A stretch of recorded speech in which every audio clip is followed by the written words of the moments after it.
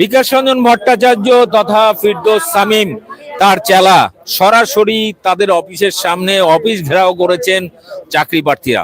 স্থায়ী শিক্ষা কর্মশিক্ষার যে সমস্ত চাকরি প্রার্থী ওয়েটিং লিস্টে ছিল দীর্ঘদিন ধরে, সেই সমস্ত সুপার নিউমেরিক পোস্ট ক্রিয়েট করে তাদের চাকরি পাইয়ে দেওয়ার জন্য এই ফিরদৌস শামীম এবং বিকাশ রঞ্জন ভট্টাচার্য তাদের কাছে 27 লক্ষ টাকা নিয়েছিল, এবং যেটা সুদে আসলে এই মুহূর্তে প্রায় 60 লক্ষ টাকা হয়ে যায়।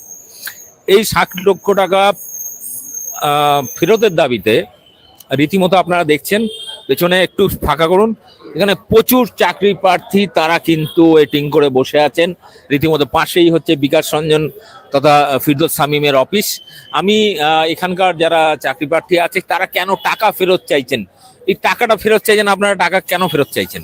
মূলত আমাদের বিকাশ বাবু ফিরদৌস শামীম 27+7 34 লক্ষ টাকা নিয়েছে আমাদের কেসকে জিতিয়ে দেওয়ার জন্য। উপরন্ত যথারীতি আমাদের জিতিয়েছিল।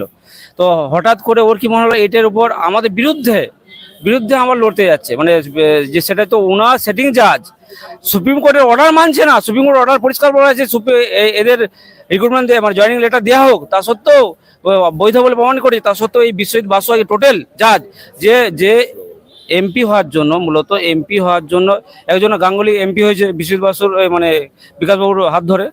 এখন উনিও আগে যেটা হায়ারিং রাজ্যবাসী দেখেছে টোটালি মানে অ্যাভয়েড, মানে আমাদের লয়ারকে কোনো পাত্তা দিচ্ছে না। কিন্তু উনি ফিরদৌসকে যে একটা মানে মিথ্যা যারা হচ্ছে ফেল করা ক্যান্ডিডেট তাদেরকে নিয়ে দাখিল করছে, সেটা অ্যালাউ করছে, কিন্তু আমাদেরটা অ্যালাউ করছে না। এই মুভমেন্টে আমাদের একটাই দাবি, এই করাপ্টেড জাজ, করাপ্টেড বিকাশবাবু বিরুদ্ধে তদন্ত হোক। কারণ আমাদের 34 লক্ষ চাকরির নাম করে 34 লক্ষ দিয়েছে, সেটাও একটা অন্যায়। আমাদের বেপথে পরিচালনা করেছে, সেটা একটা অন্যায়। কারণ আমাদেরকে সঠিক পথ পরিচালনা করতে যদি প্রথমেই বলতে তোমাদের এভাবে চাকরি হবে না, তাহলে আমরা যেতাম, টাকা দিতাম না। তাহলে যখন টাকা নিয়েছে, যখন চাকরি উনি করে দিতে পারছেন না। নিয়ম হচ্ছে যে ফাঁসির আসামি হোক বা নির্দোষ হোক, যখন কোনো উকিলকে ধরা হয় বা আইনজীবীকে ধরা হয়, তখন সেই আইনজীবীর দায়িত্ব হয় তার ফিজ নেয়, টাকা নেয়, তাকে ন্যায় বিচার পাইয়ে দেওয়ার জন্য। কিন্তু এই চাকরি প্রার্থী শারীরিক শিক্ষা কর্মশিক্ষা মানে এসএসসির যে সুপার নিউমেরিক পোস্ট ক্রিয়েট করার জন্য যে বিকাশবাবু এদের চাকরি পাইয়ে দিয়েছিল, সেই বিকাশবাবুই পরবর্তীকালে একটা ফেক ক্যান্ডিডেট দিয়ে তাদের চাকরিটা আবার স্টে অর্ডার করে দেয়। মানে একদিকে এদেরও খাবে, আবার বিরুদ্ধেও খাবে, দুপক্ষ। এটা কি ধরনের বিচার? আমরা একটা দিচ্ছি লাইভ দেখা যাচ্ছে, এখানে আছে আমাদের ফিরদৌস বাবু আছে এখানে। আমাদের টাকা নিয়ে মঞ্চে গিয়েছিল, আমাদেরকে চাকরি করে দিব বলে। যখন তোমরা গান্ধী মূর্তির পাশে বসেছি, হ্যাঁ, মাতঙ্গিনী মূর্তি পাশে বসেছিলাম, তখন আমাদের চাকরি দেওয়ার নাম করে মঞ্চ তৈরি করে দিয়েছিল। আমরা তো এমনি ওর কালো মুখটা দেখা মানে শহরের মতো মুখটা দেখার জন্য আমরা বসিনি। তো আমরা চাকরি পাওয়ার জন্য গিয়েছিলাম। ফালতু টাকা দেবো না তো, এত ছেলে মেয়ে কোথায় 100 দিনের কাজ করে লেবারের কাজ করে, কেউ হয়তো টিউশন পড়িয়ে টাকা নিয়ে ফিরদৌসকে বিকাশকে 34 লক্ষ টাকা দেওয়া হয়েছে।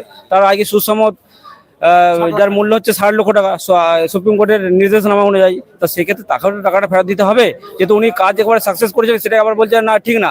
আজকে দেখালাম আমরা দেখলাম সম্প্রতি সুপ্রিম কোর্টে তোমাদের একটা যে রায় এসেছিল, তাতে মোটামুটি তোমরা একটা জায়গায় এসছো যে তোমরা আজও অবৈধ নয় বা এরকম নয়, কিন্তু তারপরেও এখনো কি সমস্যা বাকি আছে? দেখুন, আমাদের যোগ্য প্রমাণ করেছিল বিকাশ রঞ্জন ভট্টাচার্য।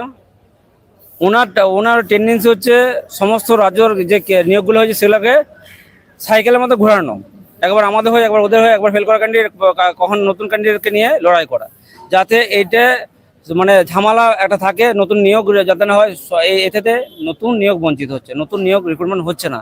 তাহলে এই মুভমেন্টে এইটাই করতে চাই, এই সাইকেলটা করতে চাই, উপরন্তু একটা বাতাবরণ চারদিকে তৈরি করতে চাই যে সবাই অযোগ্য। এবার এর আগে আমরা দেখেছি বিভিন্ন চাকরি প্রার্থী পুরো প্যানেলকে উঠিয়ে দিয়েছে। উনি কি বলতে পারছেন যোগ্যদেরকে প্যানেল রাখা হোক? বলেনি।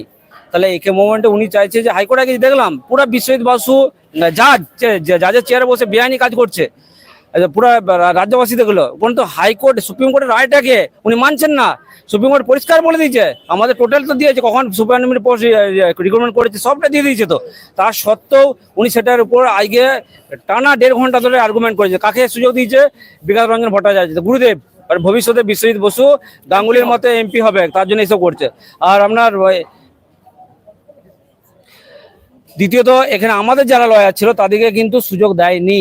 আমাদের যারা লয়ার ছিল তাদের বিশ্বজিৎ বসু বলুন, এই বিশ্বরূপ স্যার বলুন, পার্থসারথী বাবু বলুন, কাউকে এবং এজি স্যারকেও মানে তেমন কিছু বলার সুযোগ দেয়নি।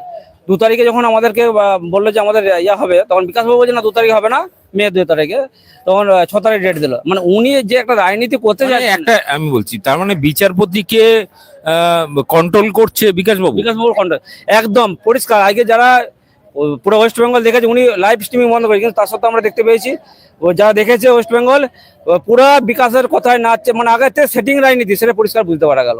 এই তপন সিনিয়র তপন বিষয়গুলো দেখুন, আজকে আমি এজলাসে ছিলাম। আজকে আমি এজলাসে থেকে যতটুকু বুঝতে পারলাম পরিষ্কার স্বচ্ছভাবে যে ওখানে উনি এমন প্রথমত বিচারপতি বিশ্বজিৎ বসু ঢোকার আগেই উনি ওনার বাম ব্রিগেড যেমন ওনারা সাজান, যে রাজনৈতিক মতাদর্শ আছেন ওনারা সেই রকম বাম ব্রিগেডের মতো উনি গুটি সাজিয়ে নিলেন। বড় বড় পুস্তক আইনের বইপত্র নিয়ে এলেন, ফুলে ঘাটাঘাটি করলেন। তারপর সুপার নিয়মের যে বিষয়টা নিয়ে যে সুপ্রিম কোর্ট অর্ডারটা দিয়েছে আমাদের, সেই বিষয়ে না গিয়ে উনি সরাসরি 9, 10, 11, 12-এর সঙ্গে গ্রুপ সি গ্রুপ ডি হেনা তেনা নানা রকমের সঙ্গে একটা জটিলতা তৈরি করার চেষ্টা করলেন। আমি বলতে চাইছি মশাই, আপনি 32,000 চাকরি খান, 1 লাখ চাকরি খান, 26,000 খান, কিছু যায় আসে না। আপনি পবন বলসানকে কোর্টে তুলুন তো, যেখানে ওএমআর পবন বলসানকে তুলুন কোর্টে, আপনি তারকে এজলাসে তুলুন। আপনি বারবার শুধু অযোগ্য অযোগ্য এই একটা আবহাওয়া তৈরি করে নিচ্ছেন পশ্চিম বাংলার বুকে, দিয়ে এত টিচার বাদ, অত টিচার বাদ, এইখানে কাজ বাদ, এই বলছেন ওই চাকরি খাবো, ওই বলছেন পুলিশের চাকরি খাবো, এই বলছেন জুনিয়র কনস্টেবলের চাকরি খাবো, সিভিকের চাকরি, ওটা পশ্চিম বাংলাটাই তো আপনি কাজ করে ফেলছেন। তাহলে আপনাকে আমার অনুরোধ, আপনি আইনের যে জায়গাটাতে আছে আপনি এবং আপনার যে শিষ্যপতি, তাকে আমি আপনাকে অনুরোধ করছি যে আপনারা সংবিধানটাকে মান্যতা দিতে শিখুন। সংবিধানের যে 16 যে ধারাগুলো আছে, ভাই লক্ষ্মীকান্ত জানে বিষয়টা পরিষ্কার, এখানে পড়ে বলা বুঝিয়ে দেবে। তো যাই হোক, সেই ধারাগুলোকে মান্যতা দিতে শিখুন। আপনি শিখে ন্যায্য বিচার করুন। ন্যায্য বিচার করে আমাদের যে যতগুলো ছেলে মেয়ে আজ দীর্ঘ 3.5 বছর ধরে যে ভুগছি, এবং এত এত টাকা দিয়েছি, ভাই রাজু যেটা ডিমান্ড করলো 60 লাখ টাকা আপনি আমরা হিসেব করে আপনার কাছে পাবো, এই টাকাটা আপনি দিতে পারবেন? এই টাকাটা আপনাকে ইমিডিয়েট দিতে হবে। যদি না দেন, আমরা এই কোর্ট করতে আপনার এজলাসে যে বসেছি এরপরে ওঠার তো কোনো চান্স নেই, আর উঠবও না। এই টাকাটা আপনি দিয়ে যান, আর আমরা আপনার ঠিক দাবি করে আমরা আইনের দিক থেকে আমি চ্যালেঞ্জ দিচ্ছি, চাকরি আমরা নিয়েই ছাড়বো, চাকরি আমরা নেব। এখানে সুপ্রিম কোর্টকে অবমাননা করা হয়েছে। কেননা কারণ উনি তো বলছিলেন যে বিচারপতি এখানে বিশ্বজিৎ বসু স্যার বলছিলেন যে সবসময় দেখাতো যে সুপ্রিম কোর্টের সেখানে ক্লারিফিকেশন নিয়ে এসো। হ্যাঁ, তো তারপরে আমি এটা কেসটাকে ছাড়বো। কিন্তু এখনো অবধি উনি কিন্তু সুপ্রিম কোর্টটাকে ভায়োলেট করে দিচ্ছেন, উনি সুপ্রিম কোর্টের উপরে হয়ে যাচ্ছেন। তাহলে এতদিন তাহলে আমাদেরকে শুধু ঘুরিয়েছে। হ্যাঁ, তো সুপ্রিম কোর্টে এই যে রায়টা দিয়েছে, এখানে কোনো আমাদের পোস্টে কোনো সিবিআই হবে না, এই পোস্টে কোনো কোর্ট হস্তক্ষেপ করতে পারবে না। তাহলে আজ উনি কেন আমাদেরকে আবার দীর্ঘায়িত করলেন, এই 6 তারিখে ডেট দিলেন? উনি জানেন না? উনি তো পুরো একদম আর্টিকেল নাম্বার ধরে ধরে এই সংবিধানটা পুরো একদম clause 2 to article 74 and clause 3 to article 163 of the constitution of India এখানে পুরো লেখা আছে। এবং সেটাকে এখানে the issues matter stand dispose of the of in the above term pending applications if any shall stand dispose of, মানে এখানে কোনো হস্তক্ষেপ করতেই পারবে না। এই অর্ডারটা দেখলেই উনি ছেড়ে দিতে পারতেন, কিন্তু ওখানে রাজনীতি করছেন। আরে বাবু, রাজনীতি করার জন্য তো আরো অনেক কিছু টপিক আছে। এখানে চেয়ারে বসে আপনি অনেক কিছু আমি একটা জিনিস এখানে বলি, সেটা হচ্ছে আমরা দেখেছি যে পশ্চিমবাংলায় গত কয়েক বছর ধরে দাবি উঠছে যে চাকরি নেই, চাকরি নেই। কিন্তু চাকরি নেই তার পেছনে একটা বড় কারণ যে বিকাশ রঞ্জন বা তার গ্যাং, এটা কিন্তু পরিষ্কার হয়ে গেছে। সে কনস্টেবল হোক, পৌরসভা হোক, বা শিক্ষক হোক, বা প্রাইমারি বা এসএসসি যাই হোক, প্রতিটা ক্ষেত্রে দেখা যাচ্ছে চাকরি দিতে গেলেই সেখানে গিয়ে একটা করে মামলা ঠুকে দিচ্ছে, চাকরি আটকে দিচ্ছে। এমনকি লাস্ট যে সব থেকে বড় একটা গ্যারাকল করে রেখেছে সেটা হচ্ছে ওবিসি মামলা করে দিয়ে এমন একটা ফাঁসি দিয়েছে যে এখন সরকার চাকরি দিতে চাইলেও দিতে পারবে না ওবিসির কারণে। হ্যাঁ, কারণ উনি তো ওনার তো নাল পেট চলবে না। কারণ উনি এটার জন্য তো পেট চলবে না আমি বুঝলাম, কিন্তু এখানে একটা বড় সমস্যা, সেটা হচ্ছে একবার ধরুন আমার হয়ে মামলা লড়ছেন, আবার ঠিক আমার অপোজিট যে আবার তার হয়েও মামলা লড়ছেন, মানে এটা একজন আইনজীবী হিসেবে পারে? না, এটা কোনো মতে সম্ভব নয়।